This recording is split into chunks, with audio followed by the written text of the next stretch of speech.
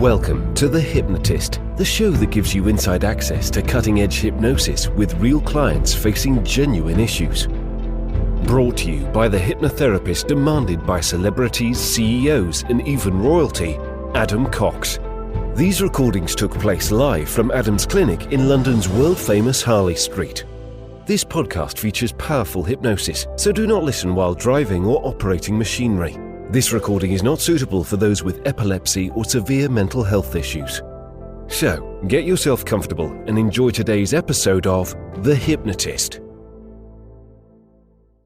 Hi, it's Adam here, and on today's episode of The Hypnotist, we're going to be talking about nested loops with Howard Cooper. Welcome. Oh, thanks for having me back. Really pleased to be back. Yeah, I think last time we talked, it was mainly learning about you, your background, and we never really got to talk about nested loops, which is one of my favourite topics, and I know something you're very kind of curious about as well. I have been thinking and musing and playing with nested loops for a long time, and I know we intended to talk about it last time, and then we ended up going on some.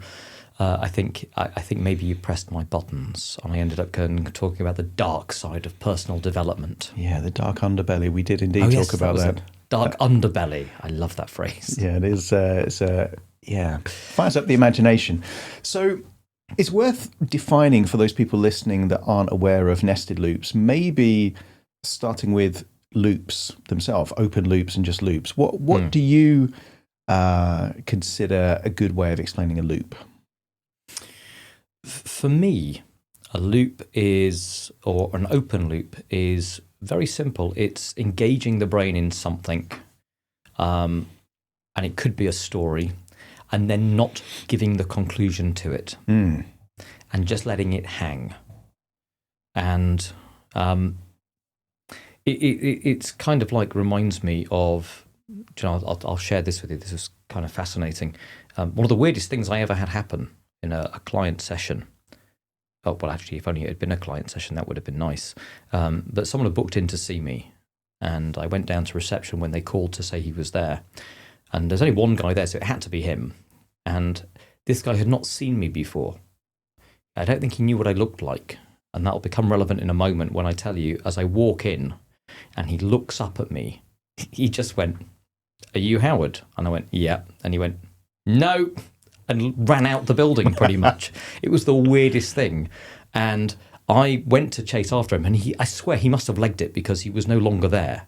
So I rang him to say, what on earth has just happened? Because the receptionist was going, "What was that about?" Just strange, yeah. Very odd. And I didn't know. So I rang him and he didn't take my call. I even refunded his money because they pay in advance, and sent him an email and never responded. And you know when something just niggles and you're just like, what on earth happened there? What on earth? And this just stayed with me for a long time. And finally, about 3 months later, just out of on a whim, I withheld my number and I rang him and he picked up. And I finally discovered what it was that had happened. And what was it? Well, the thing for me is there's something called the Zeigarnik effect, which is essentially unfinished information kind of sticks out more. And they did lots of research where they took people in restaurants and they interviewed waiters and waitresses. And waiters and waitresses, they could have this, go to a table like table 5, collect all the information for a very complex order. This one's having the beef, this one's having the chicken, but without the special rosemary jus because they were allergic to whatever. And they could retain all that information for multiple tables. But the interesting thing was, the moment they put the food back on the table and delivered the food to complete the order, you could say, what did they just have? And they would go, I don't know, can't remember. But they could retain the information while ever it was open. So for me, a loop is, a good example of it is going through a story, getting to the point of great curiosity, interest, and then navigating it away. And it kind of leaves the audience going, tell me more. Yeah, like a cliffhanger in a soap opera, or I think most people have had the experience of someone's about to reveal some kind of, they've got that tonality of sharing a secret, a bit of gossip. Yep. And then they realize that they've said too much or they're saying it to the wrong person, and then they backtrack. Yep. And in that moment, something that individual was completely indifferent about, now they want to know. Now they have to know. And for me, that's that's an open loop. It's that incompleteness, that element of why are they not telling me, like, what's happening here? And I think that's why, we've got this phenomenon in dating of ghosting where, people go on a couple of dates and then they just kind of cut off all communication. That's an open loop because you don't know what was the thing that made them not want to continue seeing them. And that's worse than just giving a reason, because now they're in their own head trying to figure out what it was. You could think of it as unfinished business. When you see all the films about people who have passed on and they can't move on to the afterlife because they have unfinished business. Their job is to close the loops of their life. As is a psychic. I would say the business of being a psychic quite often is to work with people that they can't close the loop because that person's dead. And then, they can communicate. And quite often it is, no, they want you to move on. They forgive you, whatever that thing is to close the loop. Although I'm always intrigued that, I've met a lot of people who are not that kind and giving. And you'd think that, when people pass, that there should at least be some arseholes that are still arseholes in the afterlife. And you never hear the psychic say, we spoke to Bob and he says he still wants you to suffer. Never. It's always, he loves you deeply and he wants you to move on. Yeah, that's it. And it's convenient, that, isn't it? It's always convenient, yes, absolutely. I'd say nothing. That's it. So that's an open loop, unfinished business, incompleteness. Yeah. I started my career in radio, and they would have this phrase, a teaser. So they would say, coming up later on the show, we've got a very special guest. Say no more right now, but stay tuned to find out more. An open loop, it's incompleteness. So if that's an open loop, how would you define a nested loop? So a nested loop is not just opening one loop. It's opening a loop with some unfinished business. And then before you give them the conclusion, the closing of that down, you then open another loop and perhaps even another one. And then over time, the brain begins to get a little bit confused and blurred as to, hang on, where am I? Which loops have or haven't been closed? And then you might then go off and then close the loops in the reverse order. So essentially, stories become stories within stories within stories. And there's some thinking and some theories as to how this helps people package information up in their mind in a particular way, or how to help people be less cognitive about information that you want to present to them. It sort of keeps them in that state of slight bewilderment, confusion. It draws them in a particular way so that they could become, if we want to get hypnotic about it, and why not, this is a particular hypnotic podcast, more suggestible, more willing to take on ideas. Yeah, the mind is open. And I think the nature of storytelling anyway is that people will remember stories years after they've heard that story. If they're given information and facts, they tend to forget that kind of stuff pretty quick. Yeah. And one of the talks that I do at conferences is on movie metaphors. And I'll ask people to raise their hand and tell me a film that they haven't seen in the last 10 years, but they love that movie. And they can recall the structure of a film they haven't seen in 10 years because there's natural mnemonics in there. So it gives us anecdotal evidence, at least, that, let's say, attention, awareness, memory, engagement is quite high, within this kind of storytelling element. Right. And that element of, while their mind is in that way, probably we could say they're more engaged, they are more open to suggestion.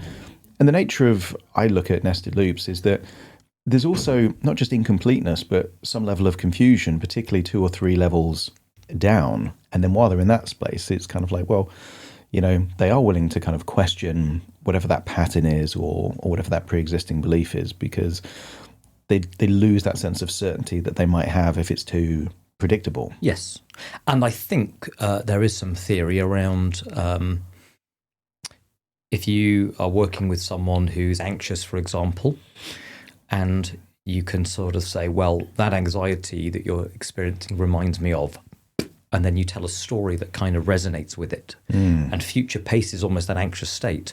And then off that, you break into another story, and then another story, and each one gets closer to a solution and a resourceful state. Then the thinking is, or the theory is that when they next feel anxious, the anxiety triggers the thought and the remembering of that story, which was like them, Yeah. which in turn triggers the unfolding of the solution. And it happens unconsciously. Yeah. So they say. So they do say. And I think there's an element of, clearly people are more engaged.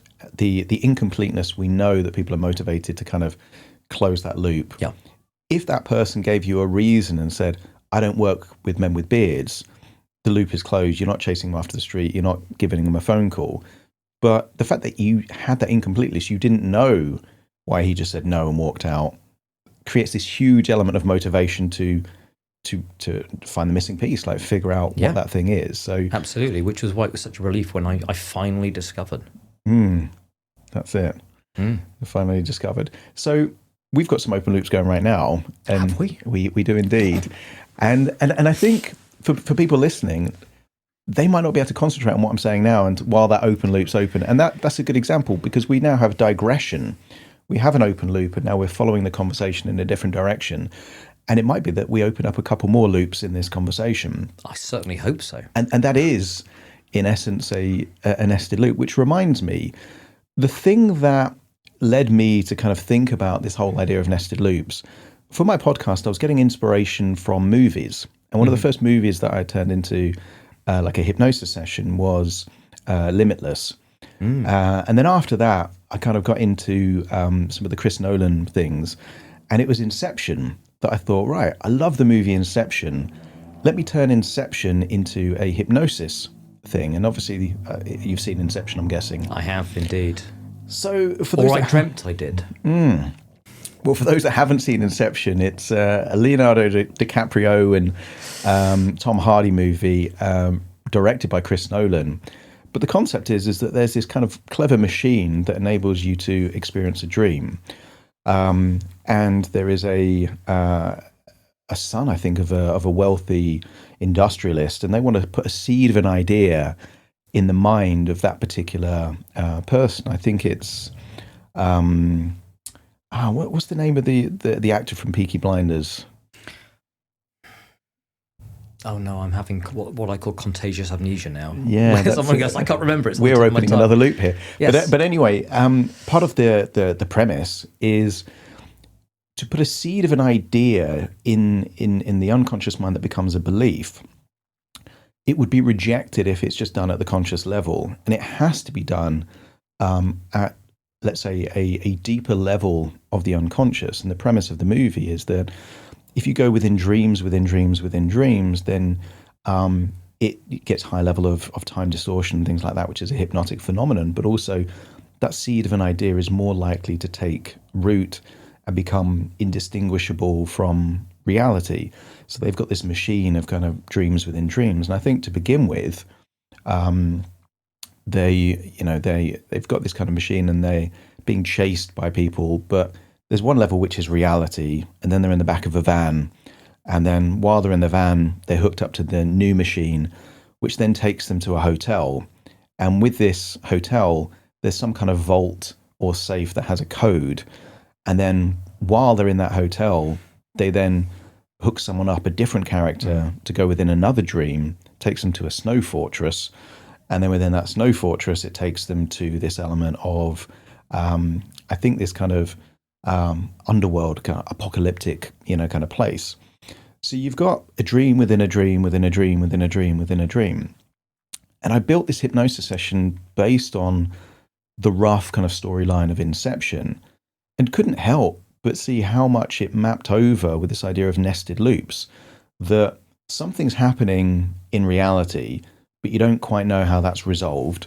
And then something's happening in the band, they're being chased by people, but you don't know whether or not they're going to get caught or not before they open the new loop in the hotel. Again, they've got to find a number to access something before they go to the snow fortress. And I just thought, given the memory recall of movies, like if I try to remember a story, a verbal story that someone explained, I wouldn't remember that. But I've seen Inception, I think the last time, over 5 years ago, and I've got a rough, approximate kind of idea of the levels of disassociation in a movie I haven't seen in years. So it kind of dawned on me that actually, what if, rather than thinking of stories within stories in this kind of verbal storytelling way that actually we use almost like different environmental locations as a mnemonic to take people on this kind of nested loop journey, still get the benefit of levels of disassociation, but make it so that the average hypnotherapist could more easily integrate it, if that makes any sense. It does, and I really like the idea. I haven't really thought about it in that way of thinking of it as levels of dissociation. The idea of being able to have, step back and have perspective taking on behaviors, on reflections, on solution finding, rather than being caught in it. So each time, you take them further out or open another loop, you're kind of giving them a different sense of perspective. And I think a lot of good therapy is all about changing perspectives. Perspective taking. Yeah, because when I work with clients, a lot of the time, the first level, you can call that reality. And then I'll say, is there a place that they associate with kind of positive feelings, relaxation, tranquility? Quite often it is a beach or a lake or something like that. And what I like to do is have them imagine that beach that they've already got good emotions with. And then imagine that there is a puzzle on a table, and they've got all the pieces, but the puzzle isn't quite finished. And they see a part of them attempt to finish the puzzle, but then they see some kind of a doorway or a staircase, which becomes the deepener to the second level of disassociation. But we've now got this kind of, but what's the puzzle about? And what's the puzzle going to reveal?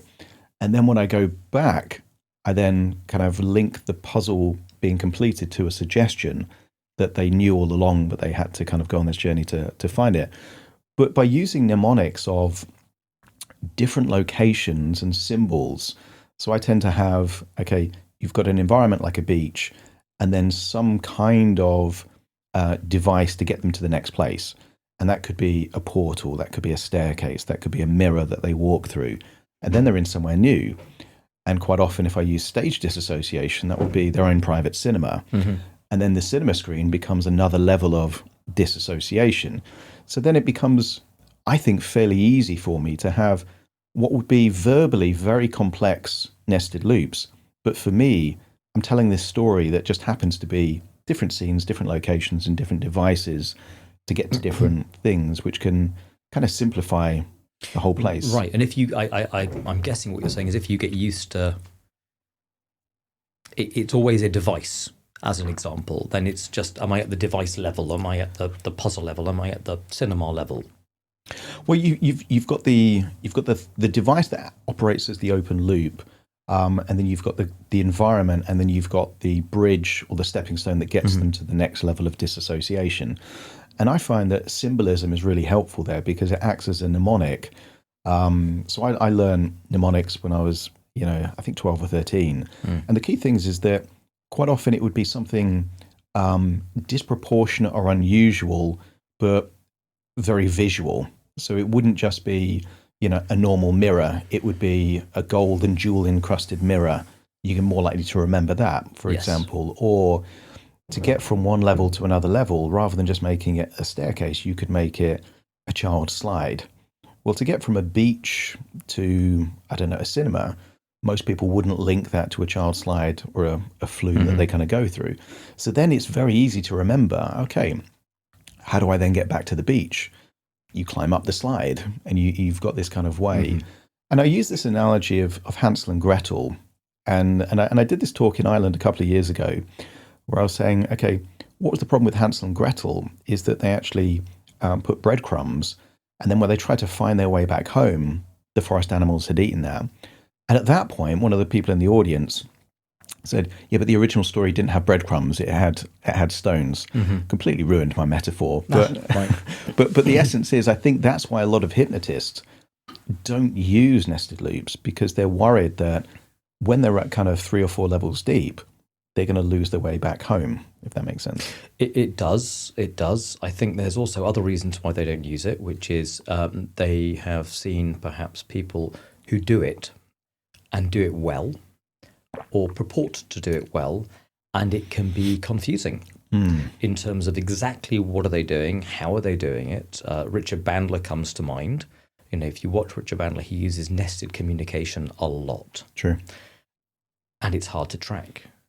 And one of the reasons it's hard to track is because they're so flipping effective at taking you into a place where you get caught up in the story and then you forget, hang on, where am I? So it's hard to pay attention to it because it draws you in. And therefore, it's also hard to know exactly what and how he's doing. What specifically is he aiming at? Why is he using the nested loops at this particular time?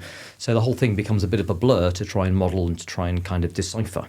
I also think with Bandler that I think sometimes he doesn't know where he is. I think for him, my perspective initially was, oh, the guy's a genius. He's weaving in these complex nested loops, stories within stories, and it's all purely intentional. And then I entertained a different idea, and that is, what if you've got this?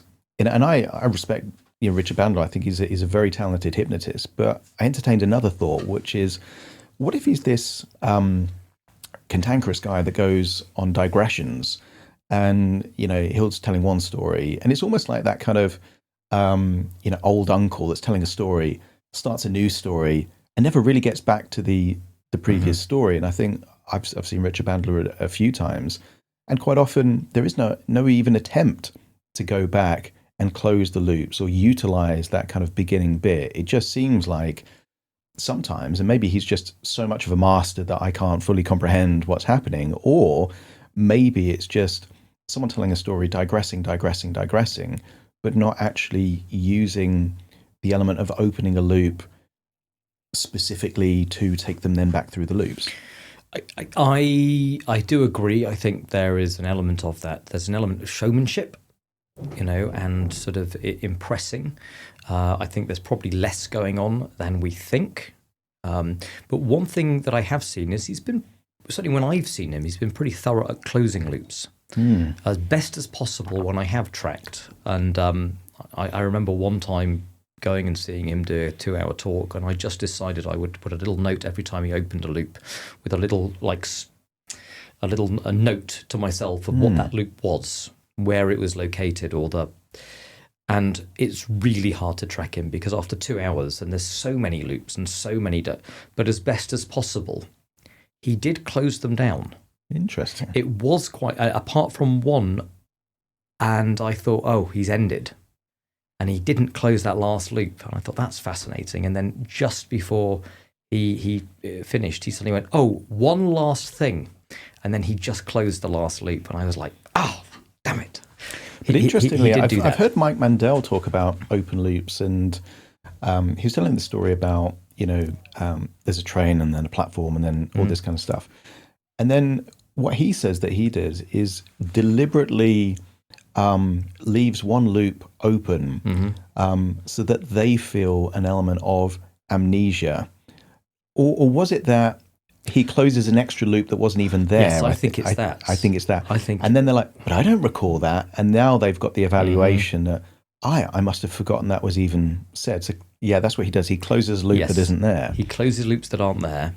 I mean, personally, I like to use loops from a place of state elicitation in terms of curiosity.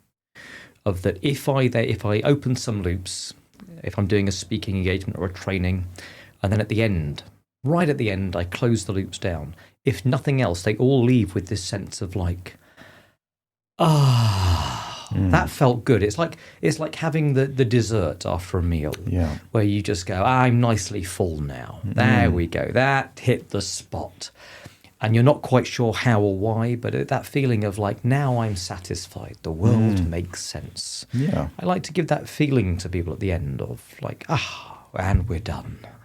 And you could always equate that to some people that have certain OCD characteristics and those kind of things. It's kind of like, it doesn't feel complete unless that thing is how it should be. And, right. And I remember working with a lady, like, if I had my cup, over the edge, she couldn't concentrate on anything else until it was like that. It was just kind of obsessive. And I imagine like there is that element of, because if something doesn't feel right, people are highly motivated to make it right. So you've got the relief then of, unfinished business there, unfinished business there. It's all been closed up.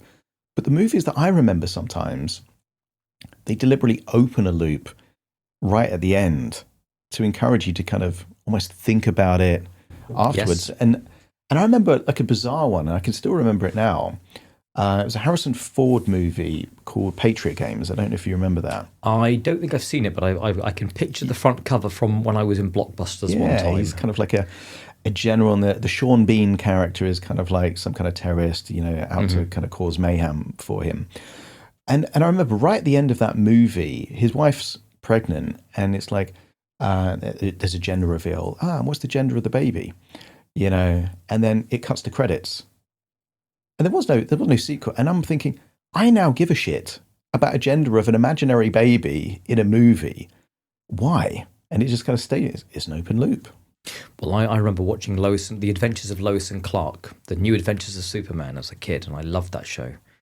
And one season, the last season, ended as she comes downstairs, Lois, and sees a baby in a cot glowing green with a Superman logo on it, and it's implied that there's a baby. It's the biggest, most exciting thing that ever happened in that show. And then it went to be continued, ... And then it got cancelled, and we never know. And it's honestly been in my head for years. I always think of unfinished business is that, like, when are they going to go back to that storyline? The truth is never. They're never going to do it. They're never going to do it. And that feels frustrating. Right. Feels frustrating because you don't know. I'm still waiting. There's some part of me that is still going, when is it back on? Yeah. But it keeps people attentive. It does. And I like the phrase response potential. It builds, I think, response potential. It has that effect, being in a loop, of almost creating that sense of people wanting to lean forward because they don't want to miss it. Yeah. I haven't missed it yet, have I? I haven't, it's I used to do this if I was doing a training session sometimes. I like it when people come back on time. If anyone's done training with me live, they'll know that I like people being in the room at the right time so that we can get on with it. So I used to joke that there's something that I do if people turn up late. And it is something that I do, which is if someone turns up late, wherever we are in the seminar, and I warn the audience that I'll do this, I'll say we're going to do this.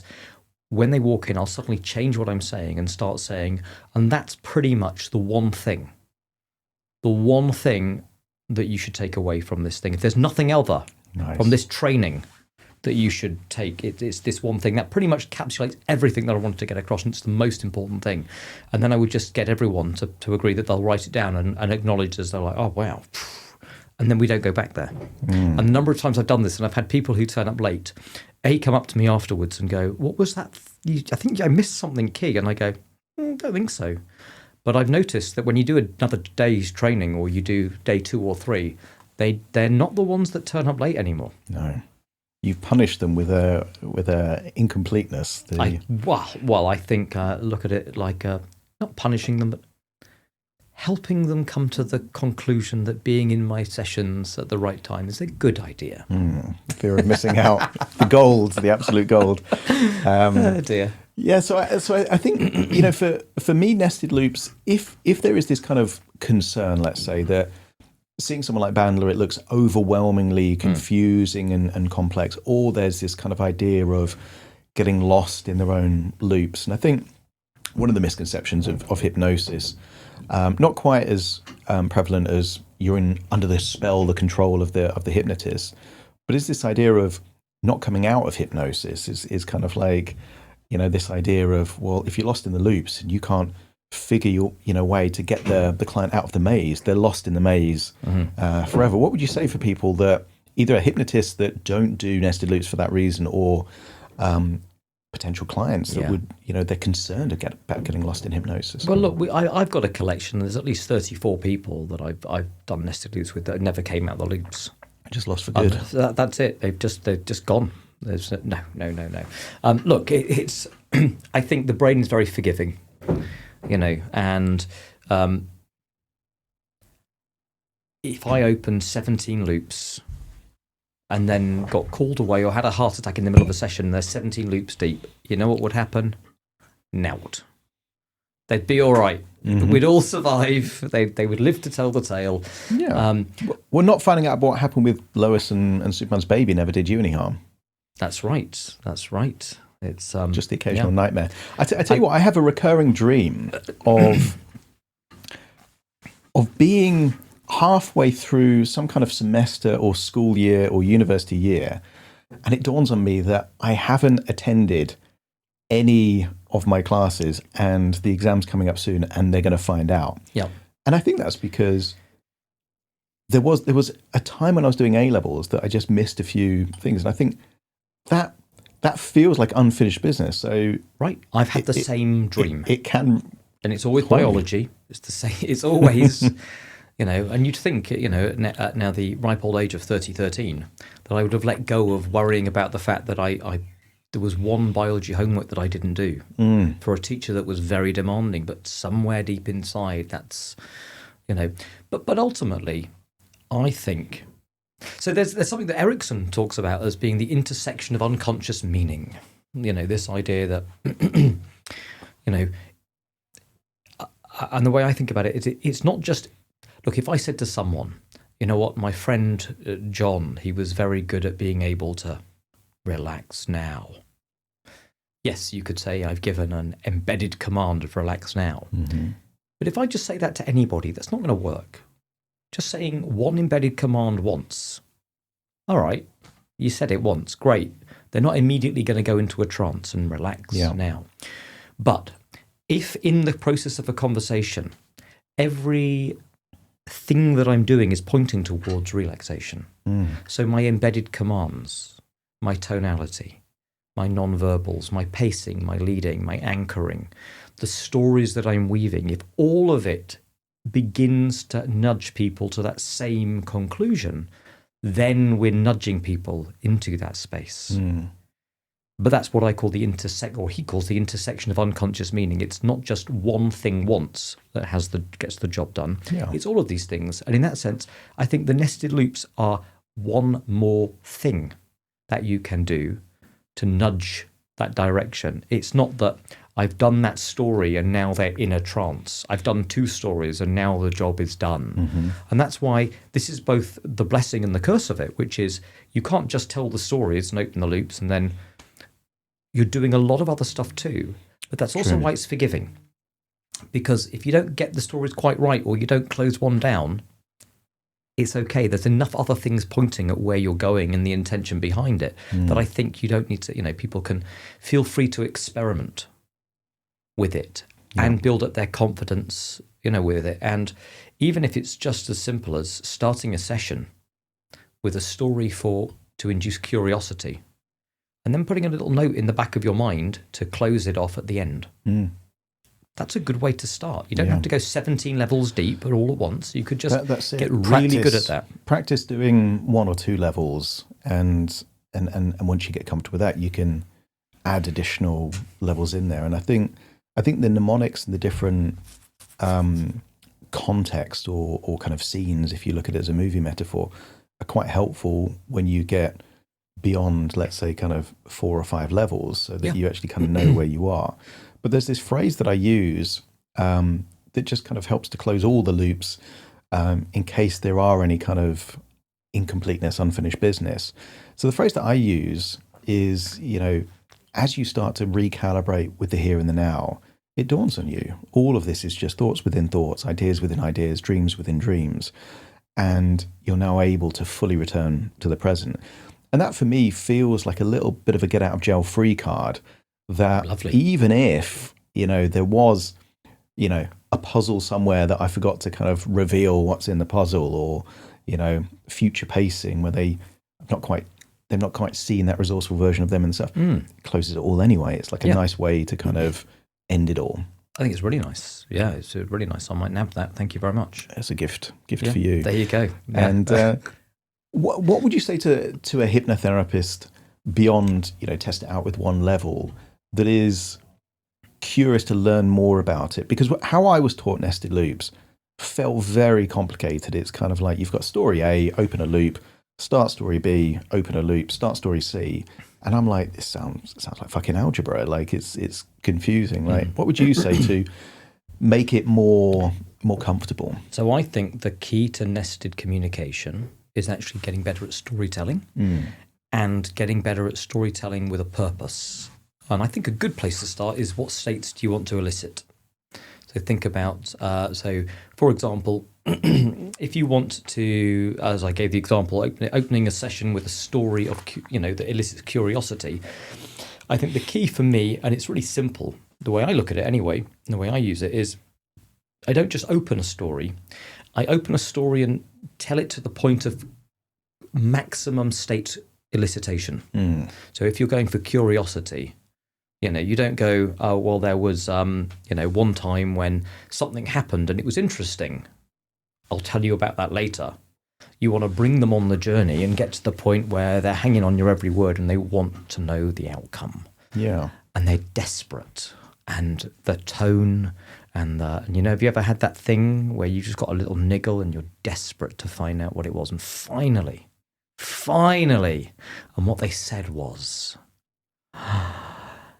And then we go off on a tangent. You really want build to them up, build it, and it's stopping at the climax. It's stopping at the maximum, and you could do that with frustration. Stories about the straw that broke the camel's back. Have you ever had those moments? But I would go through and map out and go, right, what states would be useful for me to be able to work with in sessions? Is it matching states of frustration, resilience, confidence, calmness, relaxation, curiosity, and then begin to build up 3 or 4 different stories of each of these states that you can, and know where the stop point is. Where's the bit where you can go, there's the climax right there, that's the bit.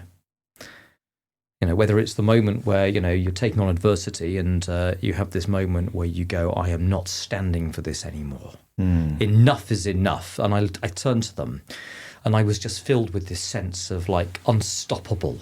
I'm not going to stand for this anymore. I'm going to take it. And then you break off. Yeah.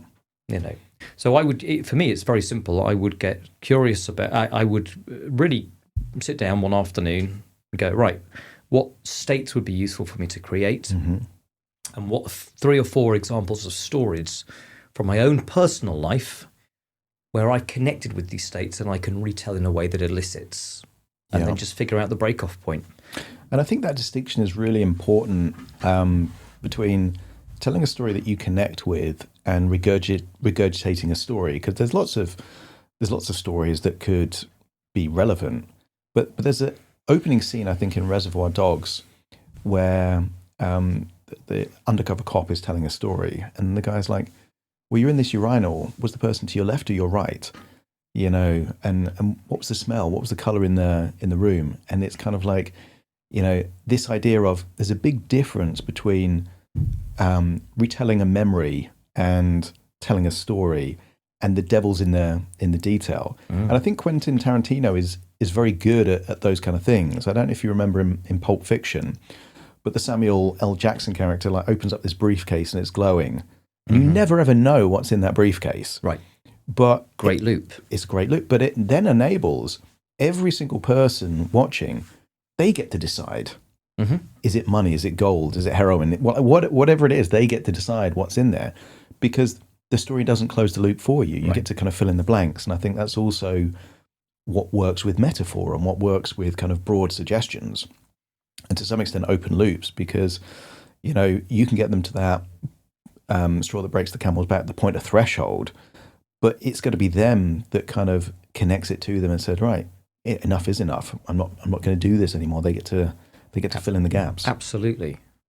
And it reminds me, I've actually, last week or two, a few weeks ago, was at a marketing conference called AdCon, as I sit here with my free hoodie that they gave me as well. And one of the speakers they had was Stephen Bartlett. He was interesting. And he shared something or a phrase which I think I've known about for a long time, but I hadn't labelled it that way. And it was a fascinating label. It was he talked about things being linguistic wallpaper. Linguistic wallpaper, in the sense that you often don't notice stuff because you get so used to it. You just, it blurs out. You stop paying attention. It's background noise. Whereas if you want something to stand out in someone's mind, you can have something that isn't linguistic wallpaper, a curious turn of phrase. Like a pattern interrupt. different. Pattern interrupt, absolutely. So when you talked earlier about the jewel encrusted, what was it? Frame of a mirror. Yes, or something, jewel encrusted frame. Well, you didn't just say, a mirror. That would be linguistic wallpaper. That wouldn't flag up either for you keeping track of it or symbolically for them, the follower of it. But jewel encrusted framed mirror. It's not linguistic wallpaper. It stands out as being noticeable. And I think that's another thing to kind of, if you want to draw people in and your stories to be noticed, do some, what's the word, English literature, read more, play around with creative writing. And it's good to have a big vocabulary, isn't it? And also using adjectives that, again, are very versatile. Because when I mentioned like a child's slide, depending on the childhood and their park they used to go to, that slide could be entirely different for every single person listening to that thing. And a jewel encrusted, in my head, it's gold with, kind of rubies and emeralds. But to someone else, it could be diamonds and pearls. Like it could be anything to anyone. But you can also take these ideas of linguistic wallpaper and, how many NLPers have I heard saying, make the image smaller? Make it smaller. Yeah. To the point at which if someone's seen someone like that, or you said it a lot to someone, it becomes background. It becomes background noise. They no longer process. But if you said to someone, imagine seeing it through a pair of binoculars the wrong way round. Like, it's the same results. That they're seeing it smaller. Yeah. But it's just tweaked. It's just a little bit different, and perhaps they remember it a little bit more. Yeah. Yeah. No, I agree with that. It's using. Yeah, good storytelling, and any good storyteller will bring you in. I think when you listen to a good story, you go into a trance state. You kind of feel like you're in the story, and I would say that's a level of disassociation. You're kind of in wherever they're taking you. And I think good comedians are like that. Good storytellers are like that, where you become a character in the story and you kind of imagine how you would be in that situation. So that's a great tip for hypnotherapists wanting to become better at nested loops, is get comfortable telling stories. And comedians have been using nested loops for years. They don't call it nested loops. They call it, they go, we did a callback. Yeah. We called back to a joke that we did previously that you'd forgotten about. And if you look at, I know we were talking before you went on live about the really good stuff that we don't want to share. We'll keep that a secret. Yeah, maybe absolutely. for a future episode. For a future episode, of course. But we were sort of one of the things we were nudging towards was I've lost my train of thought. that train's already down the platform. It was really insightful as well. It was incredible. It was that one thing that just man. We'll come back to it. We will. It'll come back eventually. One day. Yeah. And I guess before we wrap up, there'll be a lot of people curious. Will there? There will be. Maybe curious about a particular loop that you opened right at the beginning. I don't know what you're accusing me of. Yeah. Well, it's funny actually, because I remember after 3 months of trying to track this guy down and find out why. Just why did you have that? Did he have that moment where he looked at me and went, nope, and walked out? Finally, when I withheld my number and he picked up and I just went, please don't hang up. It's Howard Cooper here. You came to see me. He went, I know who you are. And I said, listen, I'm not going to pester you anymore. I've tried you a few times. He goes, I know. And I said, listen, I just, for my own peace of mind, please tell me what happened that day. I just want to know. I need to sleep at night, And he said, well, what happened was this. He said, I saw you. I was like, all right, this is not going well. And he says, you reminded me physically of someone who screwed me over 20 years ago. So I knew I couldn't trust you. And that was it. But I thought that was hilarious as well. Yeah. Because one of the things that I really like to help people see is that we're falling for illusions of thinking. And what a funny illusion. And how often do people do that? Look, there were lots of names that I couldn't call my child. Fair. Yeah. Because my wife says, "Oh, what about Daniel?" And I'm like, "No, you can't call him Daniel because there was a Daniel at my school who picked his nose." Mm-hmm. You have all of these associations, and that's kind of how things work. But yes, that was one of the interesting learnings that I had. And I didn't take it personally.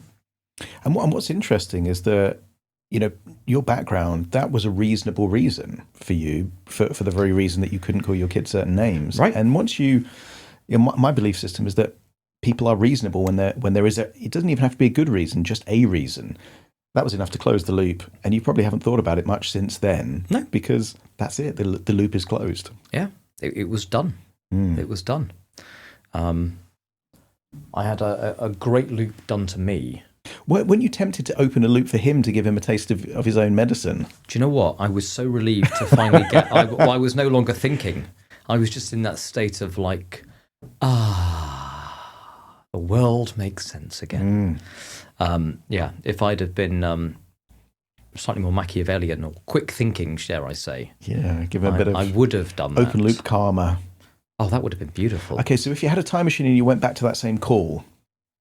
What do you say at the end to open a loop for him that would have him annoyed for years? Well, maybe just something, that's such a relief to hear, because I thought it was something that actually I'd done.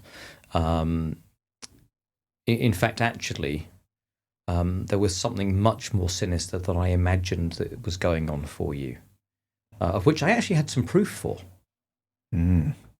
But, yeah. No, I appreciate you sharing that with me. Thank you. That could have been fun. Yeah. The extra addition of which I actually had proof of. Yeah. Hang on, what proof could he have had? Yeah. Not just What's a the theory, evidence? but there was evidence. He said he had evidence. Did he have evidence? That might have been enjoyable. Yeah, a cliffhanger. Yeah. And I guess to some extent, one of the most popular format, you've just gone to an ad conference, but a lot of online content these days is clickbait.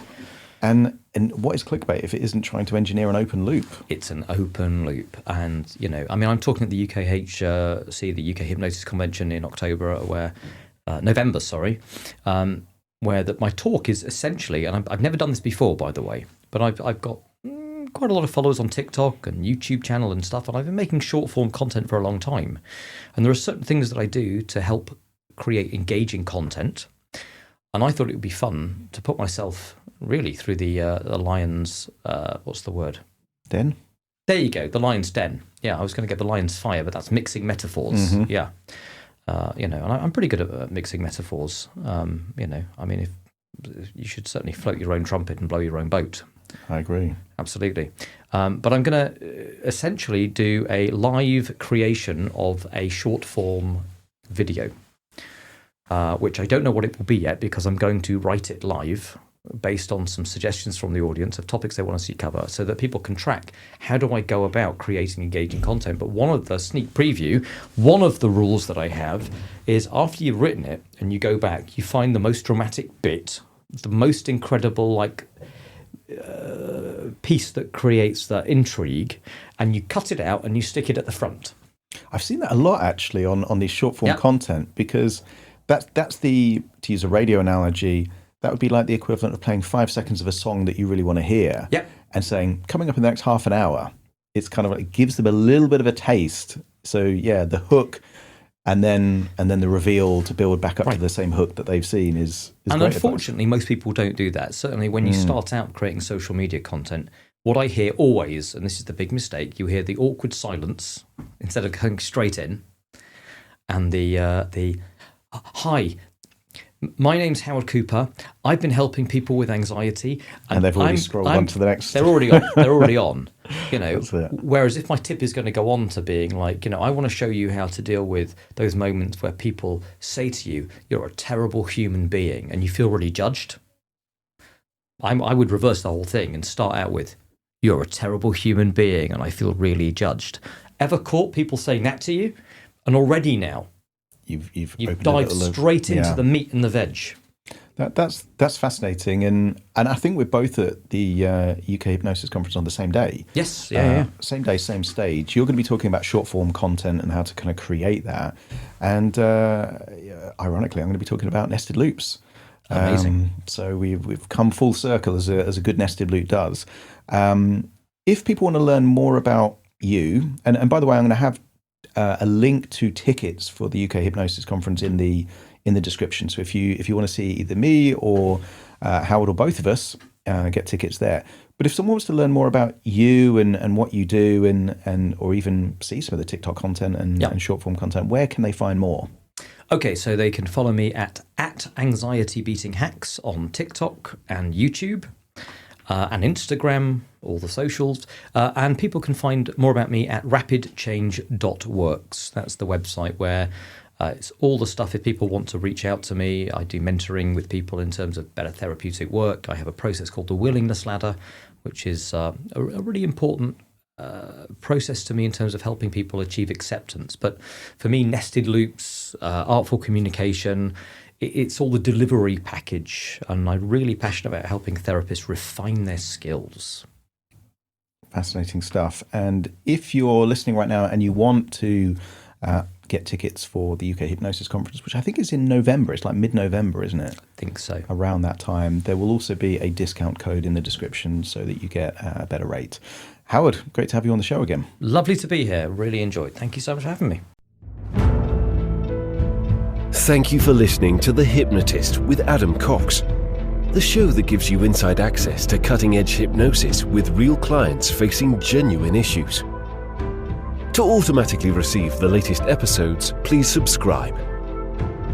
If you'd like to support the show, please share this episode with just one friend you think it could help. And if this episode helped you, please leave us a 5-star review.